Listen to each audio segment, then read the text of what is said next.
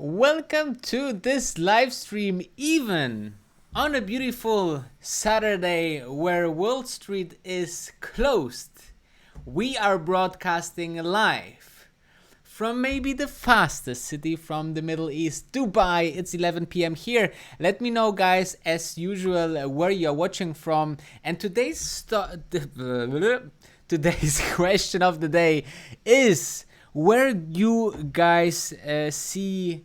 One second, I just have to, this technology here is always a little bit of, we have time, right? You guys have time, you brought time, right? So, so let me know, obviously, where you are watching from. This is the most important question. And also let me know, guys, if, what is your favorite stock? I want to know your favorite stock today.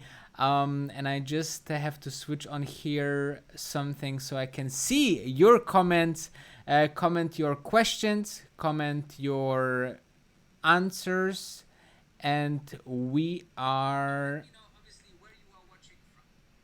live. Great. So we have two members that are live right now. It's Mario and it's QShootube from London, respectively, Seattle, and CTAC is from the UK as well. So let me know in the comments.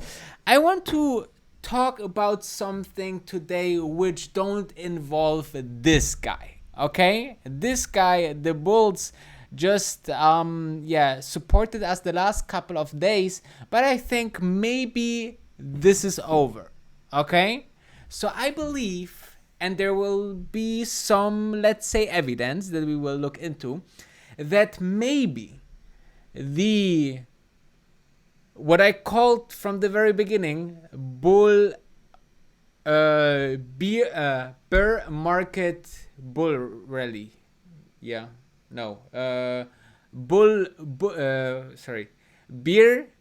bull market rally. Beer market rally. We got it. We got it, guys. We got it finally. So I think it's bull bear market rally. So after we figured that out, let's have a look first what the stock market did and gave us this week.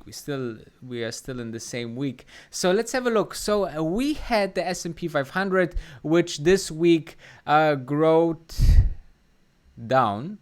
We lost about 1 percentage point, and pretty much, towards mid to end of this week, we just saw that the market went down, on Thursday, and then another percentage point to minus 4% from the week's high.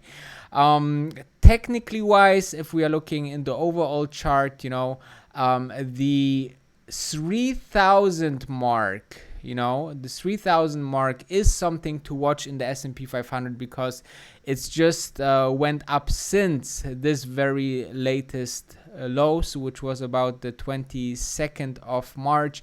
And since then, congratulations to everybody who could make 30% or more. If you did more than 30%, then it's congratulations, because then you guys have beaten the index, which is very, very hard. And the Dow Jones, quite similar here, what they did here in the Dow Jones. Also here, mid of week, we just saw two very negative days for the Dow Jones as well. Let's have a look what stocks on my watch listed. So Facebook pretty much gained over this week due to numbers, earnings. We are middle of the earnings season, so I think this is very considerable. Also, Google went up heavily on the earnings as well. And also here not Beyond Meat, Amazon lost quite heavily on Friday, right? We having oil up. This is mostly because the May cut is in place. So as you might know, the OPEC Plus cartel, let's call it this way, just decided that they will cut the oil production, and this is actually getting started 1st of May. So that's why we saw this gain of a very good amount this week. But what I wanted to show you, or what is one of my interesting points here on the oil, if you are interested, just real quick, we have seen that the oil got us negative, in the negative area, right? I think it was 2 weeks ago on the 20th of the month of April, because then the future options trade are getting expired and people try to sell them. Now, many people try to sell them, and the usual buyer of those options or future contracts, they were saying, hey, no, we actually don't need some oil, So this was the airlines and other logistics partners. Everybody who usually takes a lot of oil took it. So what is my thesis is that we will have this time, when the oil futures will expire, we will see that we having front runners or forerunners that will try to sell those future contracts earlier. So I assume, or what could have happened, what can happen is, instead of the 20s or the 19s or the 18s, we will see that maybe a week earlier, so maybe around the 10th of May or 11th of May, we can see an oil crash. So let's see if I'm right, if this is just a thesis out there, nothing yet fundamental to trade. I want to see how Monday the oil will be, Tuesday, the whole week will be interesting. And then afterwards, the more interesting week towards this expiration of this future contracts will be very interesting. So, but let's have a look back to the market. I just wanted to go through 2-3 other stocks. So obviously Tesla, through this, I don't understand. I don't understand how Elon Musk just put this tweet out and the stock lost almost 10% or 10%, 10.3% just on Friday, guys, just because of the tweet. So you can see how much influence a CEO has over his company just with a tweet. Just from a second, they can really destroy gains for which the stock could make over a couple of days or weeks, and Netflix weeks was a plus minus game, a little bit lost about 2%. Netflix, I think, will be now in the next couple of months, if there will be nothing much let's say to report, I think they will be somewhere in the area, trading somewhere between 380s and 420s, somewhere here in this 10% range. Shopify, also huge winner over the last couple of weeks. This is 1 month chart, this is 1 week chart. We lost a bit here, about 6%. Win Casinos also went down, also had a huge run over the last couple of months, just from 50 here up to 64, 65. This obviously is because there was some very good news that they will reopen the casinos in Vegas. I don't know how they want to do it, honestly. I don't know if they want to put, every few gambling machines, there's like a space free, or they will obviously test people that will come in for gambling. So I don't know how they will do it, but Las Vegas, usually it's a very, very packed city, you know. Obviously I'm happy for the economy, but the death the death numbers in the US is the highest right now, and they are planning to reopen the country, which I think is maybe a little bit too early, but you know, I'm not the president of the United States. Let's have a look on Carnival corporations. Also, them could this month go very up. You know, Saudis came on the stage at Carnival. We lost about also here during, you know, this kind of stock now, Carnival, it will be very volatile. You know, just look at this. From Monday until Wednesday, we gained 33%, guys. And then we are going from 17 almost back to, what is it? $14. Okay, so you can see very volatile stock. I think something similar we will see at the airline stocks. Beyond Meat also lost quite a bit last week or this week, and we saw a huge uptrend, you know, because the overall food delivery, or let's say food supply chain, is endangered because of this health situation, and therefore I think, you know, this is one of the big drivers. However, I think, you know, Beyond Meat is the future, because I just saw a Netflix documentary today, during my free time when I'm not into producing content for you guys on my daily vlogs or preparing my live streams. There's also some few minutes that I have left on the day that I can sleep or watch some documentaries. Though I really like to watch documentaries or things that, you know, show me what will be next in the investment world. And today I saw a documentary on Netflix about the water crisis, that some cities will run out of water, and also meat is very heavily dependent on huge water supply, guys.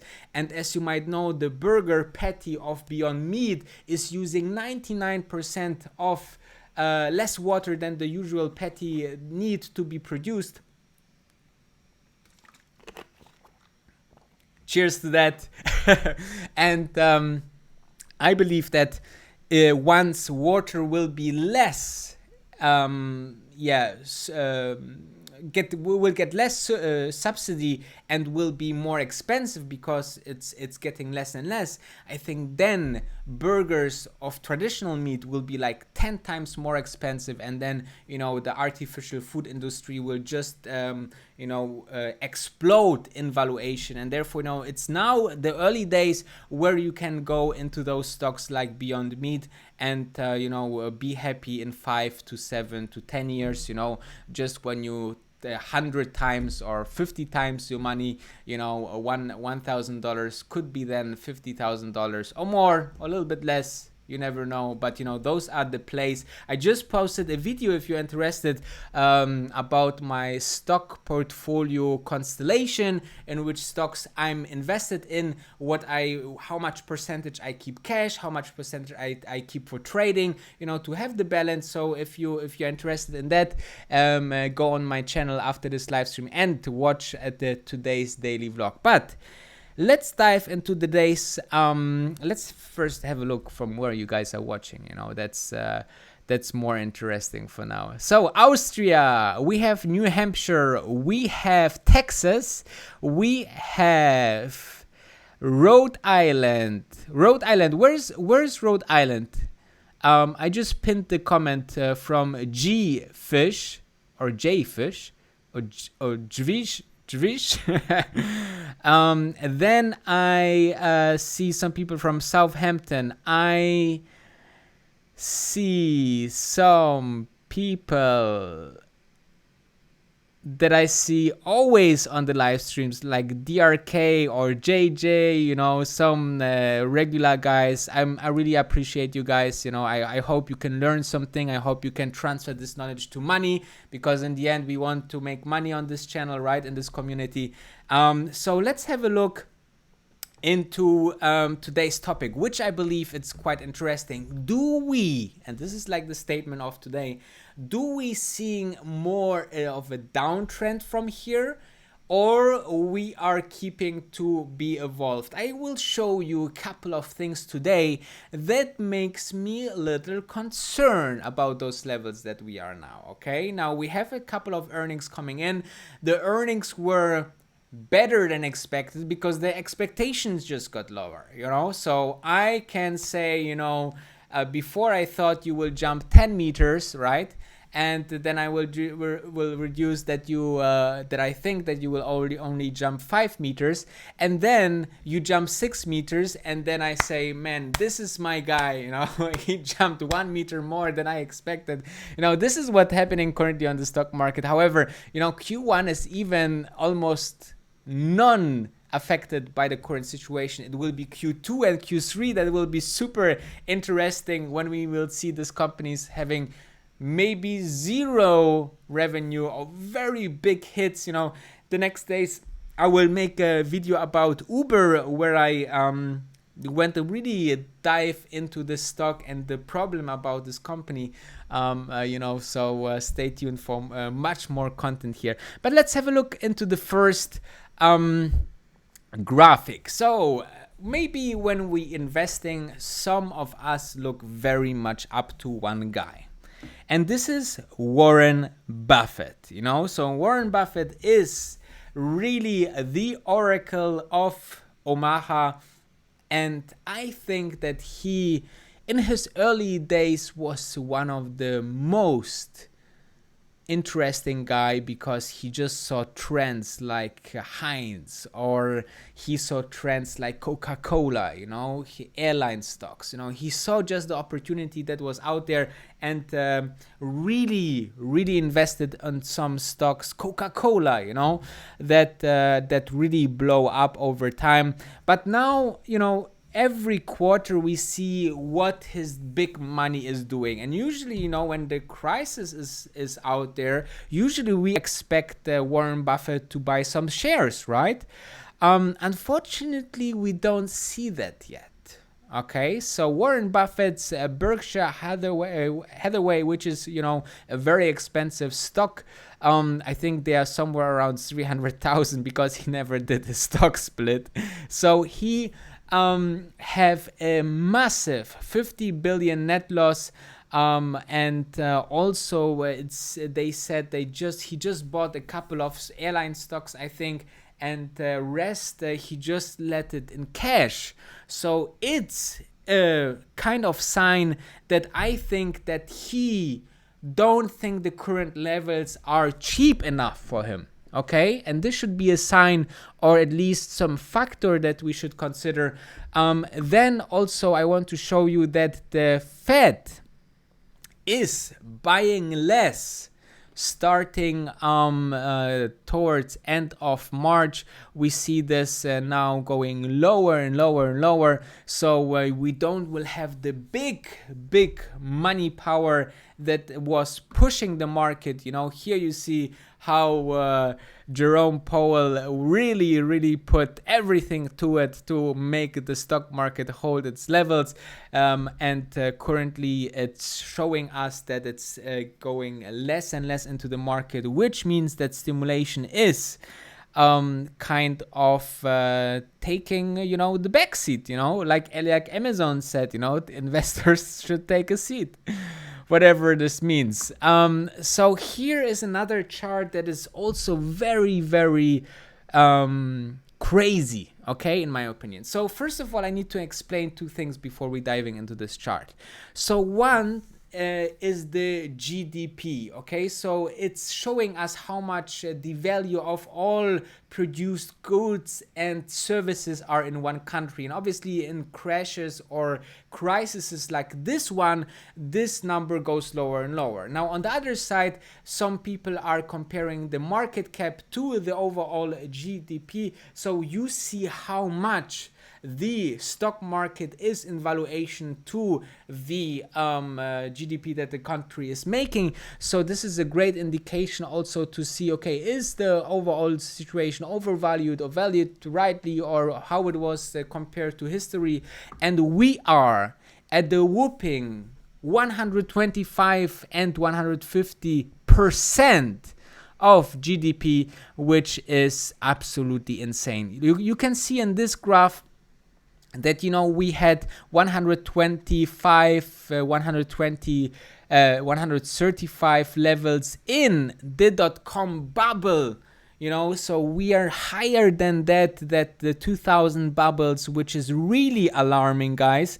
This means that this is really showing us that it's just expensive, guys. The market is currently expensive considering, you know, a couple of valuations. So we see the Warren Buffett, how DRK is saying, Warren the canary in the mine. Also we see that that the market is totally undervalued compared to the GDP. Let's dive into other things that I prepared here for today.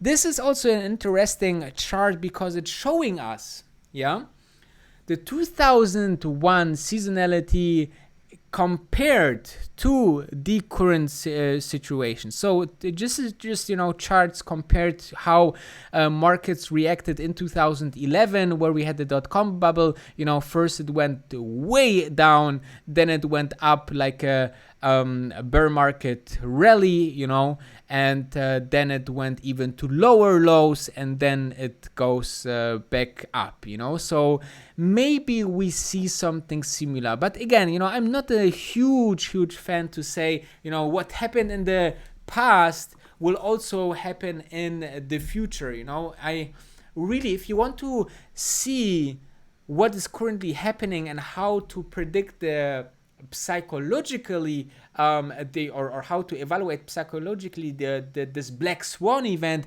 I really want to let you know that you should read the book. Either you read the book or you take like a summary, but go into that, guys. Go into this black swan theory, you know, read a little bit about it.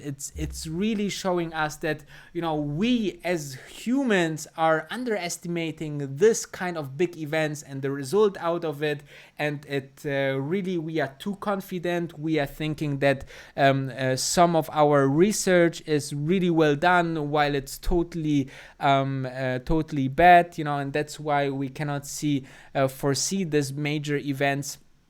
So I really give you this tip to really go into that. It's really interesting. So let's have a look in the graphic again. So you see that, you know, this is just like a comparison of what happened in the dot-com bubble, what can happen. You know, many people are saying, you know, we had a hard correction, and then we going like a V-shape recovery, but we also can go just a little bit of recovering and then go back down. This, you know, depends also how much the US government is willing to put in the market. This will be very interesting, and then we shall see how and if this can really happen like it was in 2001. So let me have a look if you guys have some questions to that and what you guys think, you know. So we have Norway, we have Massachusetts, we have Arizona, we have Uruguay, and Rhode Island. The mystery is solved. The Rhode Island is just south of Boston, Massachusetts. Thank you very much for that. California is here, Lisboa is here, and Atlanta is here as well. So yeah, let me have a look if you guys have some questions. Who has the money to go gambling now? This is a very good question, guys. I think about it. Do people who gamble, because we just talked about the win casinos, which are absolutely great. You know, if you ever went to Vegas, go to the Wynn Casino, or if you want to see the Wynn Casino in Macau, I went to both places already. It's absolutely stunning. The property is unbelievable. The quality is insane, guys. The interior is like, it's like a museum. It's like so detailed, so beautiful, and they have so much entertainment. Unbelievable. Really great time to spend there. But think about if people rather, if you really are a gambler, you go there for experience for sure, but there's also, gamblers that, just want to gamble somehow, and maybe they got also used already to maybe online gamble, right? Maybe it's switching, same like we see the switch into the digitalization. And I think what can happen into the markets is that currently we see, hey, okay, we did a lockdown, everything goes down, and then, we reopen and everything is back to normal. Now what can happen is that everything opens, and then we see, wow, the demand is still 50-60% down, in this casinos, in this shops, in this, shopping malls. I have seen it already in a couple of articles that you see a quick spike, right? Because everybody's happy that they can go out and spend their money, but then you see a dive into the demand and sales. So I'm very, very, we never had this opportunity before, so we shall see how this further develops. So Christoph Pum asked, what about travel stocks? I think travel stocks will have very, very hard times, okay? Like Booking.com, Lufthansa, big airlines will be very, very dependent on what the government will do with them. I think, if you're looking into some of the biggest airlines, I think, Lufthansa is maybe something interesting to invest in, because, the German government will just rescue this company, even when they take some stakes in this company or whatsoever. We definitely will see something of like a parachute for those companies, because there's so many jobs dependent on this. Also the car industry, if there's some car manufacturers, maybe the old one, traditional one, maybe those need also some injection of money. And I think this will happen because, it's too hard for governments to say no and leave hundreds of thousands of people without job. And also what is important, guys, it's also that it will also reduce the companies that just entered the market. Booking.com is such a well-established company, great balance sheet. So, if I would invest, but I'm not investing right now, I would look into Lufthansa. I would love to look into Booking.com and maybe one or two other airlines that will be maybe rescued, American Airlines, for example, So look into the big guys, because those guys are really, I would say high probability to get rescued by governments. So, yeah, Ellen's like a child throwing. That's very good. Let's have a look. Do you see the comments when I highlight them? I guess yes, right?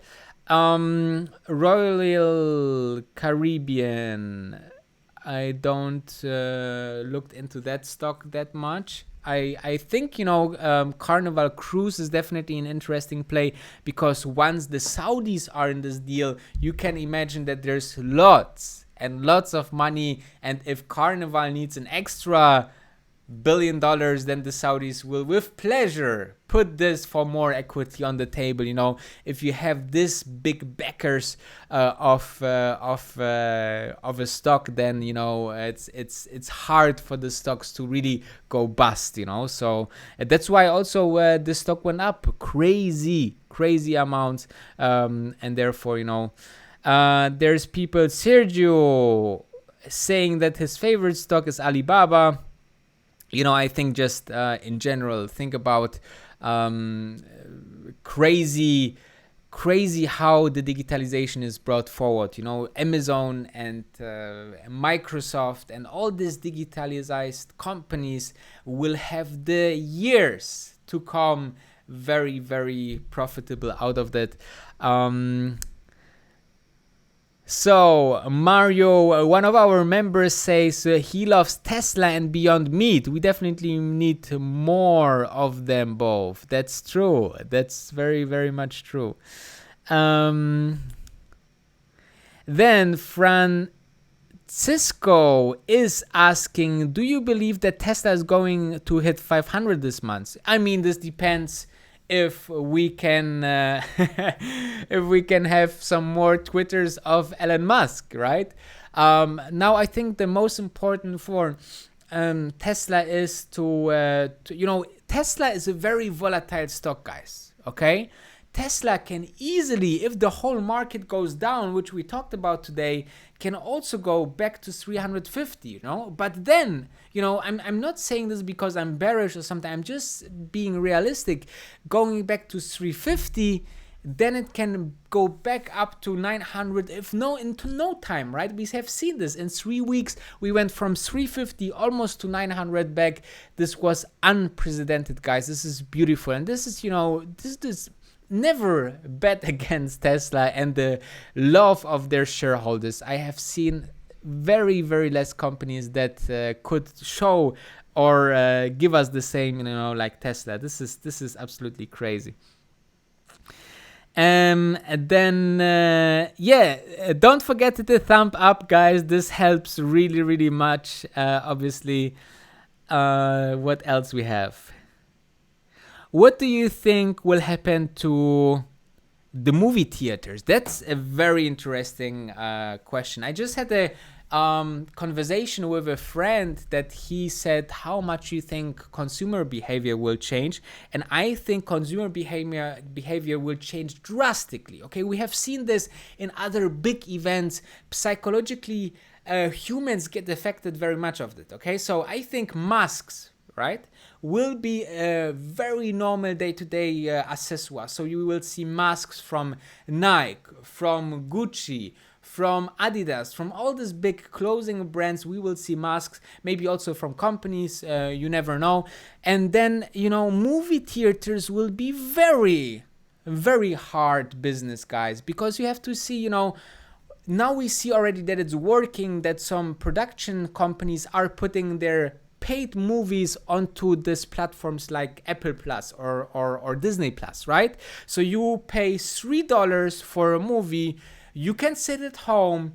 You can, enjoy the movie in the highest quality. You pay less, and you are comfort, you are social distance, you are safe, you can stop the movie, you are not scared that your neighbor that sits just 10 centimeters next to it cough into your popcorn. So there's so many things that is brilliant about watching these blockbusters at home, and I think this will be future. It will be just, this crisis just pushed the movies back to our living room, and cinemas will be very hard business, guys, very hard business. So I think that is very hard for this. So in general, I think we will use more Zoom than travel around for meetings, for example, in the business world. We will see, or every company will see, how they can put their services more digitalized online, how they can connect with customers more online than offline. We will see people will order more on Amazon. I see that, I believe that maybe for Christmas, we shall see a $100 billion revenue quarter for Amazon. I'm quite convinced. Amazon did at the max last quarter for Christmas 87 billion. And they did last quarter, the Q1, 75 billion. Okay? And they expect to be next quarter between 78ish, I think, and 81, and the next quarter will be maybe 80, between 80 and 85, and then the Christmas season will absolutely crash everything. Mark my words. Let's see. Let's bet. So let's have a look. Short-term Beyond Meat share price up or down? I think share price of Beyond Meat will be very dependent of the overall market. Also, this company can be very volatile, and they just publish many good news, like they are the holy grail when it's the meat that is having problems to be delivered because of this health crisis. And then we have on the other side the Great news from Starbucks that pushed this products of Beyond Meat into all of their outlets in China, which is absolutely insane, which is so good for the company, such a success. I want to see how they got affected by the restaurant business. As you know, I think 40% of their business is dependent on restaurant sales. So if this broke down 20% or even if this broke down from 40% to 20% or even to 0%, because who's going down to restaurants, or many people are avoiding this right now. I want to see first the quarters to give a really good guidance if now is a good time, or later on it's a good time when the stock goes back maybe to 70-60 levels. This is a great price. I see Beyond Meat in 2 years back to 200 easily, guys. So let's have a look. So JJ is asking if I'm more bullish on Amazon or Tesla. It always depends on your horizon, right? So it's always depend. I think Amazon is a stock that you can buy always. Okay, you can buy it. You could buy it last year, you can buy it this year even more. And the whole push showed me how the e-commerce business and the online business is important for our daily life, guys. There was a story, and I think this is a very nice story to tell. There was a story by like a software engineer that made a mistake in the code of Amazon cloud business, okay? And half of the internet was not working. Can you imagine? This means that Amazon is pretty much the internet itself, so don't bet against Amazon ever, and therefore I'm bullish on Amazon. Tesla, on the other side, I'm bullish on Tesla because Tesla is just the future transportation company. What they do with the autopilot, self-driving will be such a huge thing. I think you can get more money with Tesla, but Amazon is the more sure bet, okay? Because it's the biggest company in the world, led by the biggest guy, financially speaking, in the world. Great team, super productive, going always into innovative stuff. Tesla is not so stable like Amazon, but still have so much potential if they make many things right. And therefore, I think that's a great way to say it. And I hope, guys, you liked it. Thoughts on Apple? Let's have a look. This is quite interesting. Trex is asking the following: thoughts on Apple, too mature or still a growth opportunity? Best in class products, rolling out their own content, strong balance sheet. Absolutely. If you ask me, those forever stocks, Apple is on my list. I would buy Apple if I would need to put, money somewhere and go sleep for 10 years. I would put it in Amazon, in Tesla, obviously, which will be a little bit more of a risk. But then Apple, because they just, they sell so much sex appeal and great products. I actually can show you something if you're interested, or if you're maybe an Apple shareholder, then I have a book tip for you. I just mentioned this in one of the other live streams, but let me have a look if I can pull it out here. This book is by Scott Galloway, and he's talking about the 4 horsemen, the hidden DNA of Amazon, Apple, Facebook, and Google. Really great book, really great book. And he's talking about Apple, that Apple, is going to be always one of the big companies that changing our lives.